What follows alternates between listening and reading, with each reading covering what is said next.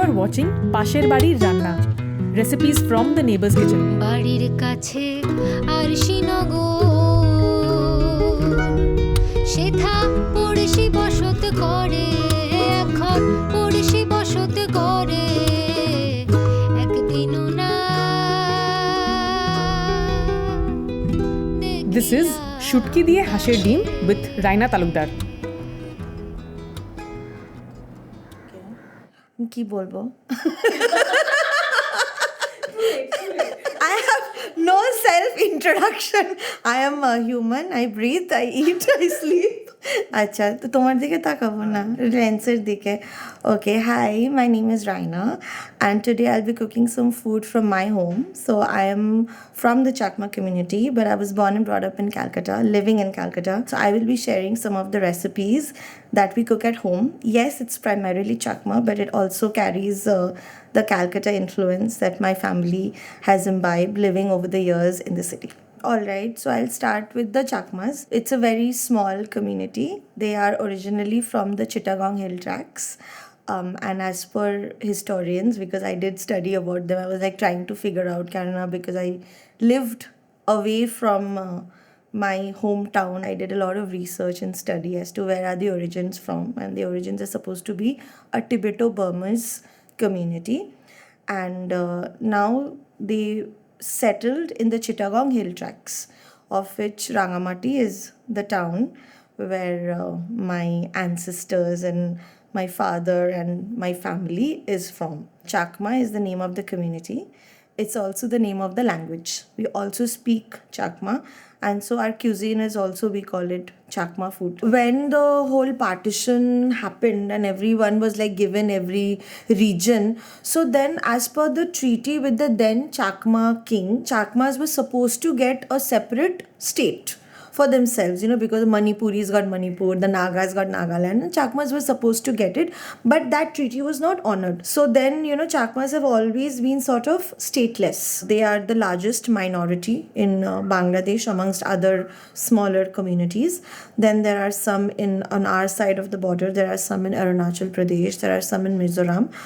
There are some in Tripura, but they are all scattered all over. Unfortunately, recently there have been other developments as well, that even though, Chittagong, hilltracts or Rangamati, where they have always, considered as home or have been inhabitants of the land, there have been more conflicts as opposed to earlier. There was always, of course, when you have different groups of people inhabiting a space, there will always be conflict. But they are a very integral part of, I think, the Bangladesh culture right now. Even if you go to Bangladesh, you will see a lot of Chakma restaurants, right? In like the heart of Bangladesh, Chittagong, everywhere. It's not like a novelty anymore where Chakma food is only available in Chakma households. It has come out where even like non-Chakma Bangladeshis also enjoy the food. My Dadu, my grandfather, he was the first Chakma person, Chakma man, to settle in Calcutta. So our family was the first Chakma family to have settled in Calcutta. My mother was born and raised in Calcutta, so even her assimilation was completely done. In Calcutta, currently there is a big Chakma community, a big organization where they are always there's a WhatsApp group as well where everyone's connected, and it's a very close-knit community, much like all small marginalized community. They kind of tend to grow inwards. Same with the Chakma community. So there are lots of Chakma people in Calcutta right now, and there is a larger awareness because there's more of us right now in out there than earlier, where I would like, someone would ask me where you're from, because they were always like, oh, are you from Nepal or are you from Mizoram? And I would like, no, I'm from Chittagong. And nobody would actually know what that is. Nobody would even know what a Chakma is or who a Chakma is. And now I think the awareness is much more, not only because of their presence in like the mainland, but even themselves putting themselves out there in terms of like social media. There's a lot of content creators who are putting their culture and their like daily existence out there, which was not there earlier. Chakma food essentially is pretty simple. There aren't many like elaborate techniques or ingredients involved. It's a lot of fresh ingredients, meat, fish, lots of vegetables, very limited use of spices, powdered spices, packaged spices, very, very limited. It's just fresh herbs, chilies, lots of fresh chilies, ginger flower, and a very important element of our cuisine is fermented fish. So we use a lot of dried fish, lote, and there's also a lot of shidol, which is like fermented shrimp paste, shrimp, putti mach. Our vegetarian food, as you say, our vegetarian food is never completely vegetarian because whatever vegetables we stew or we cook, again with minimum spices, is always going to have a little bit of the dried fish element. My mom and I, we are obsessed with eggs. I think if it was, we had to choose a last meal, it would be eggs. There are very few Chakma dishes that actually use eggs, but there's always egg at the table. If you go to any Chakma household for lunch or dinner, if they invite you, you'll have your meat, you'll have your fish, you'll have your cold dishes, which will be made with another protein. You'll have your dried fish and you'll have eggs. But the eggs would be like whole boiled eggs, which is fried in mustard oil. That is the eggs that is served. Or in some households, they just serve you boiled eggs. But there will be eggs. This dish is one of the few dishes where it kind of incorporates our Chakma style of cooking with our favorite eggs. We make that with duck eggs. You can make it with regular eggs as well, but duck eggs is it's such a creamy texture. It lends a different complexity, depth to the dish. So first things first is we need to boil the eggs. I personally like a little jammy center, so I think 8 minutes is a good time to get a nice creamy center.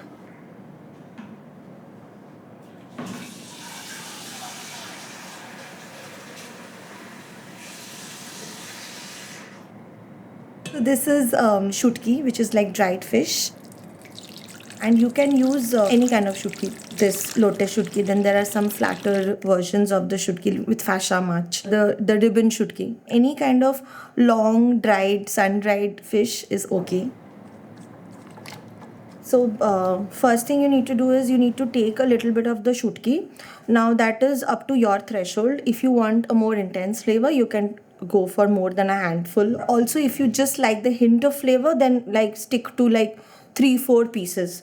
But first you need to clean it and you need to soften it a little. So what you do is you take a little lukewarm water and you soak the shutki for like 10-15 minutes. You would not want to take hot or boiling water because then it tends to like start cooking and overcooking it, and then it kind of disintegrates and the fish loses its texture. Then you have to do the marinade.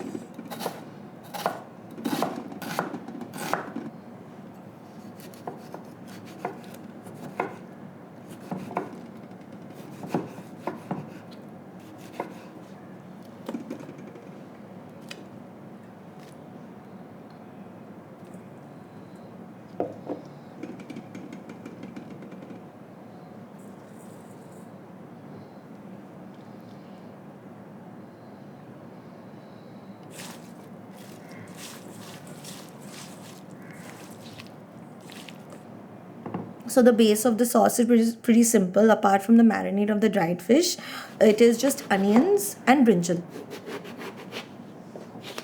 So we take the brinjal, we cut it into small cubes. I think because then it disintegrates and makes the sauce creamy.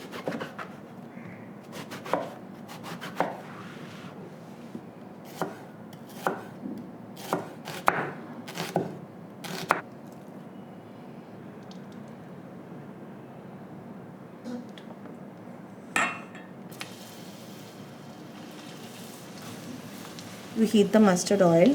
You start with adding the brinjal. Then once it's cooked a little, you add the onions.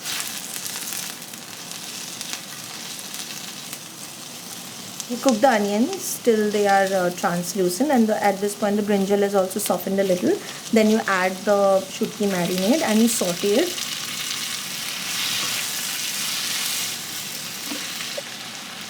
And then you season with little salt.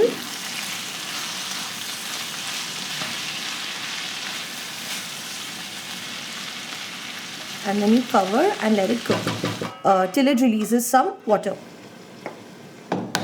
While the sauce cooks, you can start peeling the eggs and just halving them for the curry and keeping it aside.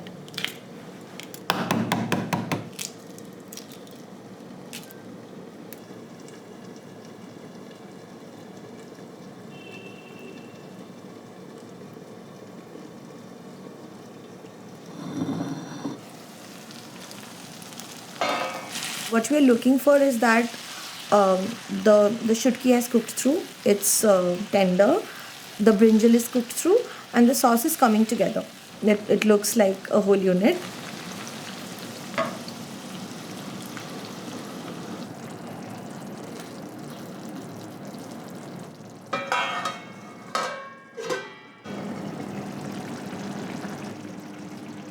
That's when you add the eggs, so that the eggs can cook in the sauce and they can absorb all the flavors.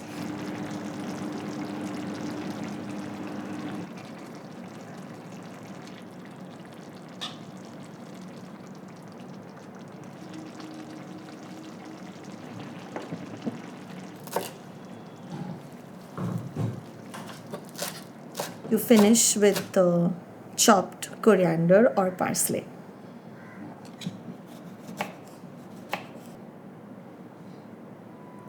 You serve this with, again, hot steaming rice. It's the staple in everything. You'll never hear me saying that you serve it with roti because you will not. It'll always be rice.